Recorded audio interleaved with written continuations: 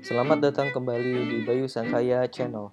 Baiklah, pada video kali ini saya akan menunjukkan apa saja yang harus dilakukan oleh seorang Linux admin ketika pertama kali dilimpahkan tanggung jawab untuk menangani sebuah server.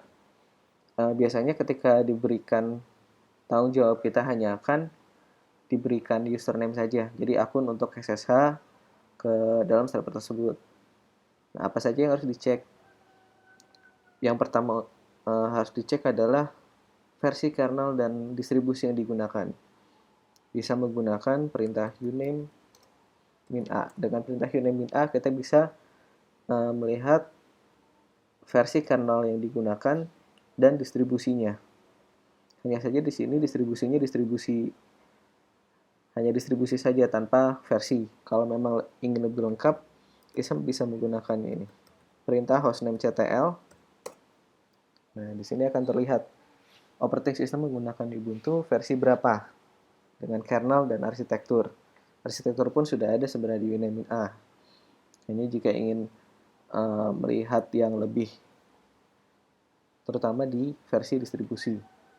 Nah, setelah ini, lalu cek service apa saja yang berjalan.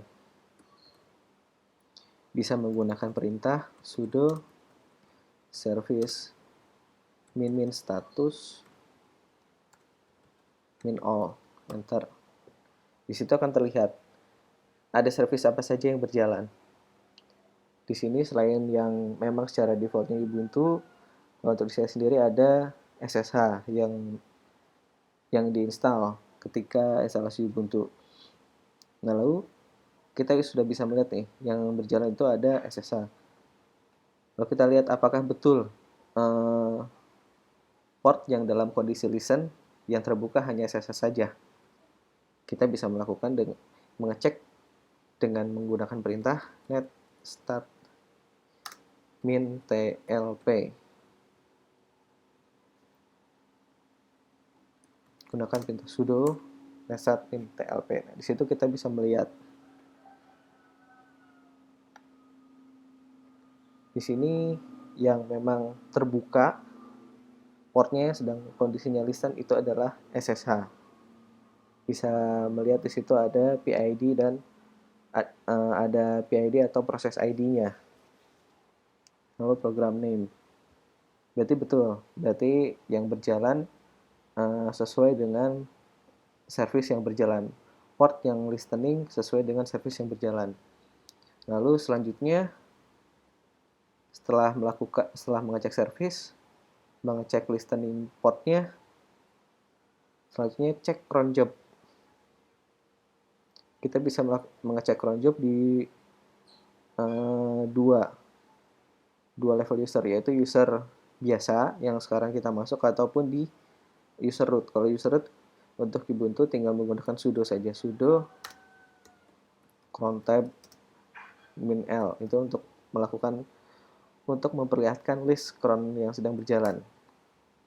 Kalau untuk di komputer saya sendiri sekarang tidak ada cron tab yang berjalan untuk root. Tapi kalau untuk user biasa ada yang berjalan. Nah, di sini kan jelas kita bisa melihat ujungnya. Cron tab ini lokasi eksekusi filenya ada di mana, eksekusi scriptnya ada di mana, dan apa yang dikerjakan. Kita bisa melihat kalau memang mencurigakan harus dicek itu cronnya apa, dia melakukan apa, seperti itu. Nah, lalu selanjutnya adalah proses update.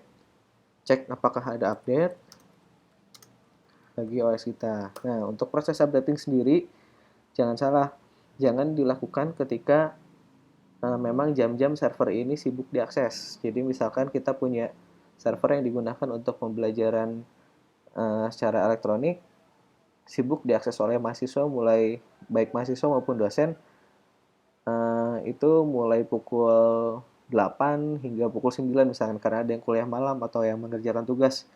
Ya berarti jangan dilakukan updating di waktu yang sibuk, kecuali kalau ada hal yang sangat penting atau harus ada security patch yang fatal. Jika memang proses update, update-lah di waktu ketika server tidak sedang banyak yang akses. Misalkan bisa di tengah malam atau di weekend, kalau memang weekend tidak banyak yang mengakses. Kalau di sini server saya di sini sudah up to date semuanya, jadi tidak usah di-update lagi.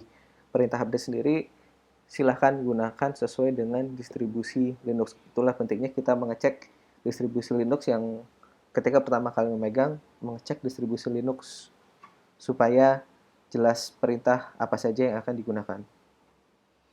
Lalu untuk terakhir, jangan lupa untuk mengecek apa saja sih perintah yang pernah berjalan di server ini dengan perintah history.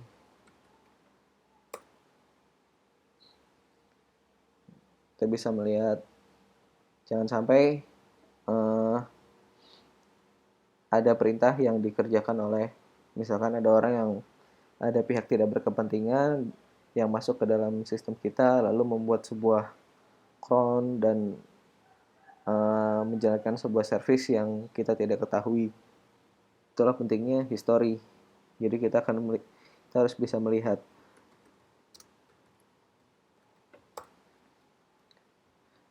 Jadi itu adalah pentingnya beberapa hal penting yang harus dilakukan oleh seorang Linux admin ketika pertama kali diserahkan server untuk ditangani.